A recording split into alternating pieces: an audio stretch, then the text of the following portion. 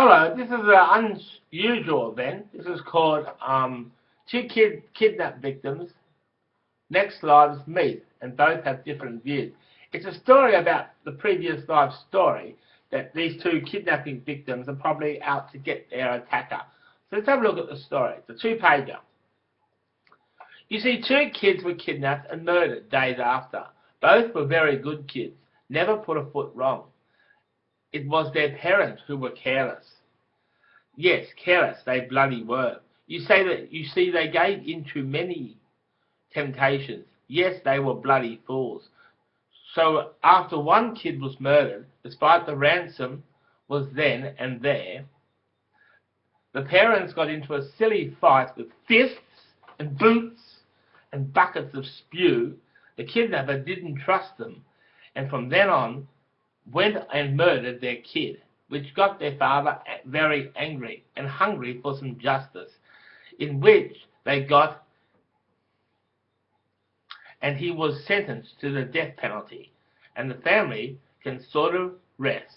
They still didn't get their son back, but the kidnapper was out of their hair.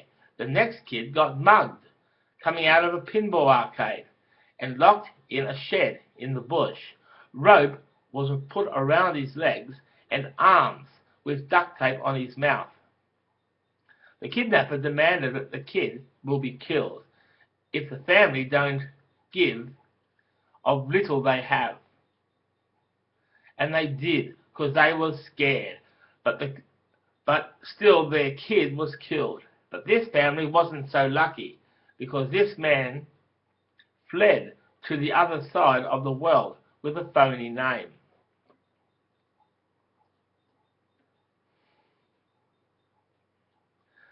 And still he hasn't been caught, but their kid was thrown in the river and his corpse was lifted.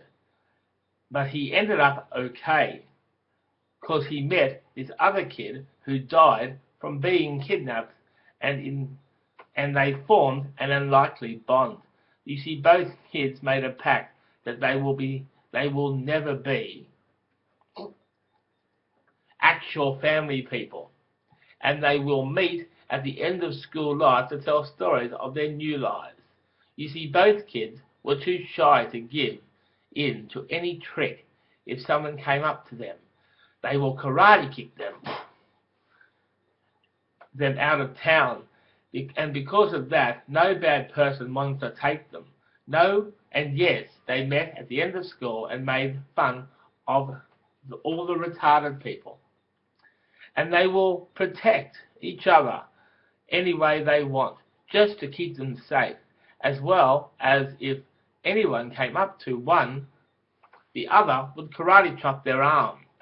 So the city folk didn't understand how these kids are friends, because one kid was a real man's kid who loves to party, and the other is too shy to know whether they want to party or not. And from that day, this kid got teased, and it was in the way the teasing was protecting him. But the city folk wasn't really that easily fooled. The bloke was a menace. They don't care that he was teased by the Pope and Jesus, but they still forgave him. Although they didn't care that he was a budding politician who got a job as a Liberal leader, and he said he can have any view without being bashed for his view. So they went with that, and they asked him his view, and he said he liked John Howard and thought Bob Hawke was a crook, and he even thought Willie Mason was a crook too, and people tried to bash him up, and straight away he said, I have been kidnapped away from my cool friend, and started to go schizophrenic over him, and everyone just wanted to laugh at him. And his kidnapped previous life kid friend laughed at him too, because he was living in the past, thinking of why they're doing this to him, while his mate went to concerts with mates he has never known, but that is called moving on. Yes, he should do that too.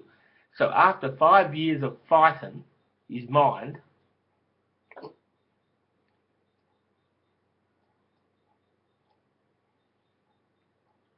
both friends were reunited, but instead of talking about their kidnappings in previous lives, they spoke about this life's future.